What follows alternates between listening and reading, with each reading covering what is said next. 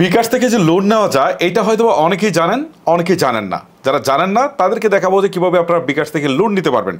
প্রথমে বিকাশের অ্যাপে আসবেন। অ্যাপে আসার পর আপনারা আরও দেখুন যে অপশনটা রয়েছে, এখানে একটা ক্লিক করবেন। তারপর এখান থেকে নিচের দিকে লোন নামে একটা অপশন রয়েছে, এখানে ক্লিক করবেন।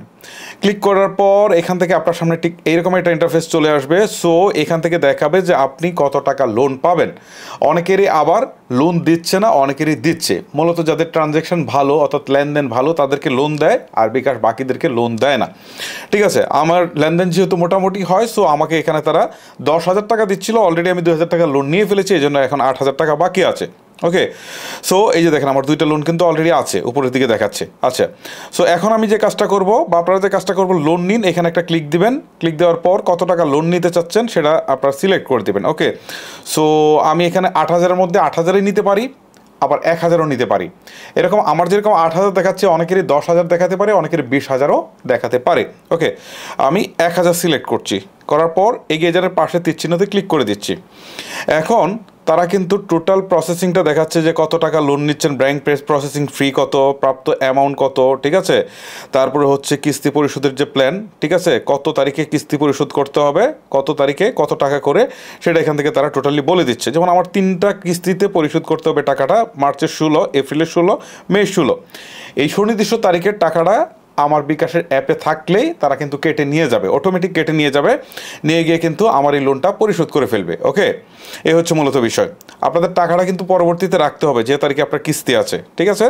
সো এখন যে কাজটা করবো, এগিয়ে যাওয়ার পাশে তীর চিহ্নতে ক্লিক করে দিব। তারপর হচ্ছে এখান থেকে টার্মস অ্যান্ড কন্ডিশনগুলো দেখাচ্ছে। সো লোনের ব্যাপার যখন থাকবে, টার্মস অ্যান্ড কন্ডিশনগুলো খুব ভালো করে পড়ে নেবেন। ওকে, বিশেষ করে আর্থিক লেনদেন যত জায়গায় থাকবে টার্মস অ্যান্ড কন্ডিশনগুলো পড়ে নেবেন। তারপর সম্মতি দিনের পাশে তীর চিহ্নতে ক্লিক করে দিবেন। এবারে আপনার পিন নাম্বারটা দিতে বলবে, আপনি পিন নাম্বারটা দিয়ে দিবেন, মানে আপনার বিকাশের পিন নাম্বারটা। ওকে, আমি অলরেডি বিকাশের পিন নাম্বারটা দিয়ে দিয়েছি। এখন পিন কনফার্ম করে পাশে তীর চিহ্নতে ক্লিক করে দিচ্ছি।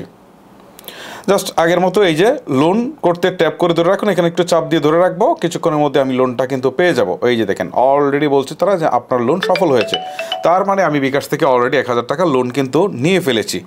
এই হচ্ছে মূলত বিষয়। আপনারা চাইলে খুব সহজেই কিন্তু বিকাশ থেকে লোন নিতে পারেন।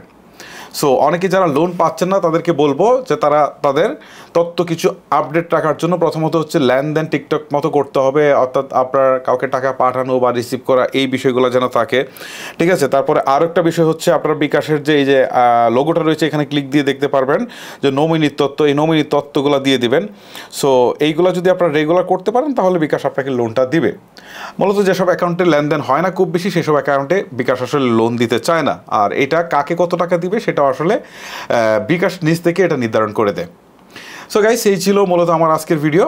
এরকম প্রয়োজনীয় ভিডিওগুলো রেগুলারে পাবেন। সো আমাদের চ্যানেলটিকে সাবস্ক্রাইব অথবা পেজটিকে ফলো করে রাখবেন। আজকের মতো আমি হিমেল বিদায় নিচ্ছি। আল্লাহ হাফেজ।